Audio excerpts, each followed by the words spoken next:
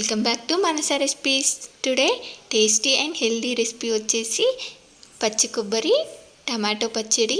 దీన్ని ఇలా చేశారంటే చాలా టేస్టీగా ఉంటుంది. ఇలా ఒక్కసారి చేశారంటే అన్నం మొత్తం ఈ పచ్చడితోనే తినేస్తారు, అంత టేస్టీగా ఉంటుంది. ఈ పచ్చడి చేసుకోవడానికి టైం కూడా ఎక్కువగా ఏమీ పట్టదు. జస్ట్ ఒక 10 మినిట్స్లో ఇలా టేస్టీగా చేసేసుకోవచ్చు. మరి మీరు కూడా ఒకసారి ఇలా తప్పకుండా ట్రై చేయండి. మీకు కూడా ఇది ఇలా పర్ఫెక్ట్గా రావాలంటే వీడియోని స్కిప్ చేయకుండా చివరి వరకు చూడండి. అలాగే ఫస్ట్ టైం కనుక మీరు మానస రెసిపీస్ ఛానల్ని చూస్తున్నట్లయితే సబ్స్క్రైబ్ చేసుకోండి. మరి ఇప్పుడు లేట్ చేయకుండా చాలా టేస్టీగా దీన్ని ఎలా ప్రిపేర్ చేయాలో చూద్దాం. దీన్ని చేసుకోవడానికి ముందుగా ఇలా ఒక ప్యాన్లోకి 1 table spoon oil, 2 table spoons ధనియాలు, 1 స్పూన్ జీలకర్ర, అలాగే మీకు కారానికి సరిపడా పచ్చిమిర్చి. దీనిలోకి పచ్చిమిర్చి కాస్త ఎక్కువగానే వేసుకోండి, మనకు కారం కారంగా ఉంటే టేస్ట్ చాలా బాగుంటుంది. చూడండి, వీటిని ఇలా బాగా ఫ్రై చేసుకున్న తర్వాత ఇప్పుడు దీనిలోకి ఇలా కట్ చేసి పెట్టుకున్న పచ్చి కొబ్బరిని వేసుకొని జస్ట్ ఒక 2-3 మినిట్స్ ఇలా బాగా ఫ్రై చేసుకోవాలి. చూడండి, వీటిని ఇలా ఫ్రై చేసుకున్న తర్వాత ఇప్పుడు వీటిని ఇలా వేరే ప్లేట్లోకి తీసి చల్లారనివ్వండి. ఇప్పుడు ఇదే ప్యాన్లోకి మరొక టేబుల్ స్పూన్ ఆయిల్ వేసుకొని దీనిలోకి ఇలా ఒక 5-6 టమాటోస్ని ఇలా ముక్కలుగా కట్ చేసి వేసుకొని దీనిలోకి ఒక నిమ్మ సైజ్ అంత చింతపండుని కూడా వేసుకొని మనకు టమాటో ముక్కల నుండి ఇలా స్కిన్ సపరేట్ అయ్యేంత వరకు మగ్గించుకోండి చాలు.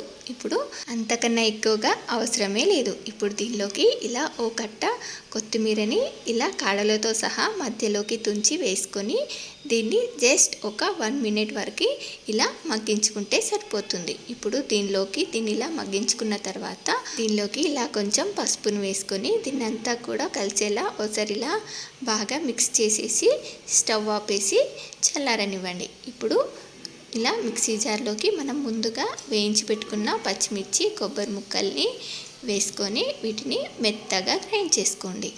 దీన్ని ఇలా మెత్తగా గ్రైండ్ చేసుకున్న తర్వాత ఇప్పుడు దీనిలోకి ఇలా చల్లారబెట్టుకున్న టమాటా, కొత్తిమీరని వేసుకొని అవసరమైతే కొంచెం వాటర్ని ఇలా వేసుకోండి, లేకపోతే అవసరం లేదు. ఇప్పుడు దీనిలోకి మీకు టేస్ట్కి సరిపడా సాల్ట్, ఇలా తొక్కవలసిన పెద్ద వెల్లుల్లిపాయని వేసుకొని దీన్ని మరీ మెత్తగా కాకుండా 1-2 సార్లు ఇలా జస్ట్ పల్స్ ఇచ్చి ఇలా ఫోర్స్గా గ్రైండ్ చేసుకుంటే సరిపోతుంది.